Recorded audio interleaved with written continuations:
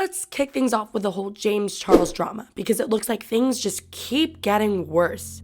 After the whole scandal went down, where multiple minors revealed James's inappropriate behavior with them, James has been dropped by brands like Morphe and is currently taking a break from social media until further notice. However, that hasn't stopped the allegations from coming in, and this time it's his ex-assistant who's suing James for her wrongful termination.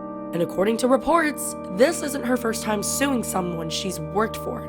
Kelly Rockline started working for James after Team 10 member Eric Costell, and James often gave her editing credits for a bunch of his videos. The drama started when reports about James being sued started leaking, and Rockline went onto her Twitter saying that seeing people who had screwed her over drowning in scandals wasn't really surprising. Now, that's some serious shade. Kelly went on to talk about when she won against Erica Costell, saying that she was ready to win her second lawsuit as well, so James better be watching out. Speaking of James, a bunch of celebrities and influencers have gone on an unfollowing spree after the allegations against him started pouring in. People like Addison Rae, the Dolan twins, and even the Kardashians have unfollowed James on social media in the past few weeks. And the latest addition to this list is none other than Doja Cat. Just last week, the singer unfollowed James on Twitter, and it looks like this week she decided to get rid of him on Instagram too. After this went down, people obviously started talking, and James allegedly blocked all accounts that mentioned the unfollow. Yikes! Since then, there's been no comment from his side. Speaking of drama, let's talk about David Dobrik's latest scandal, shall we? It looks like the tea never ends with David and the Vlog Squad ever since their problematic anything for the blog behavior was revealed. And the latest person to come out with not only allegations but also concrete proof of David's recklessness is none other than Vlog Squad member Jeff Wittek himself. Jeff has recently started releasing a multiple-part documentary series on his YouTube channel, where he reveals the infamous story behind his eye injury. After months of speculation about what actually went down, Jeff revealed that his injury happened while he was swinging from an excavator that David was controlling.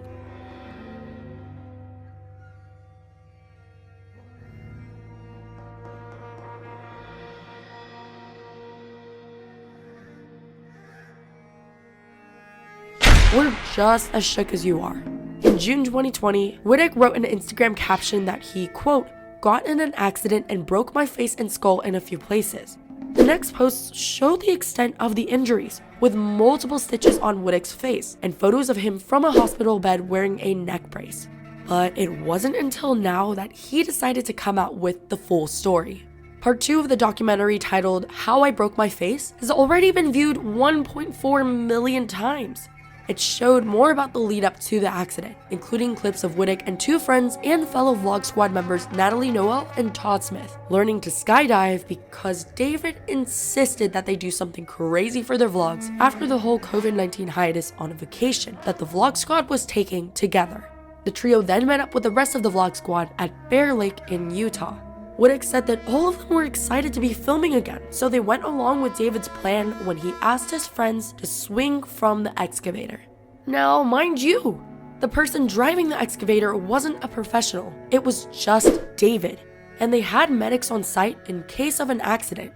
The footage shows that Dobrik sped up when YouTuber Corinna Kopf was taking her turn, and as a result, she started swinging erratically and shouted at him to let her down. "You take things too far always," Kopf said, before jumping back onto land, obviously talking to David. In never seen before footage of the accident, Jeff can be seen swinging around the excavator when it's his turn. The camera then shifts to David's perspective, and that's when things go wrong.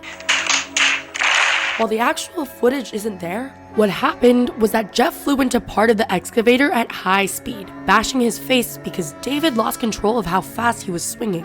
Talk about being careless, am I right? A few clips showed Whittek face down in the water and Vlog Squad members screaming and rushing to his aid. The raw footage of the accident has been leaked on Reddit, YouTube, and Twitter a number of times since last summer, showing more clearly the extent of the force with which Whittek hit the excavator. Whittek appeared to comment on these videos, telling the posters to take them down. He said the uncensored footage was extremely traumatic and he did not want his family to see it, according to the screenshots. In episode 3 of the documentary, Jeff reveals how he was completely abandoned by David after the accident.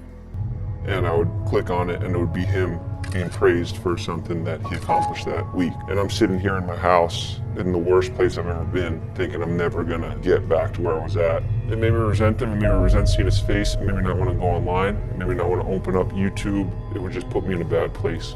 The video shows Vlog Squad member Jonah telling Jeff that David didn't know how to be there for him. How do you feel? How he feels he didn't know what to do to be there for you. He almost died, Jonah. All he had to do was come check on me, talk to me man to man in person. Then went on to explain how this was a problem that David and him both had to fix. Since then, there has been no comment from David about the entire situation. But we hope that there can be more revealed as Jeff releases more episodes of his documentary. After all that drama, let's end things with Justin Bieber, who has landed himself in some hot water because of his new hairdo.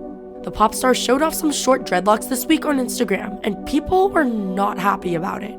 The singer was immediately accused of cultural appropriation and racial insensitivity. And to make things worse, this isn't the first time he's done this, because 4 years ago, he was similarly criticized over wearing cornrows. And guess what? Dreadlocks. Now, both of these hairstyles are directly connected to Black culture and identity, which is why people on social media started calling Justin out for being offensive and disrespectful.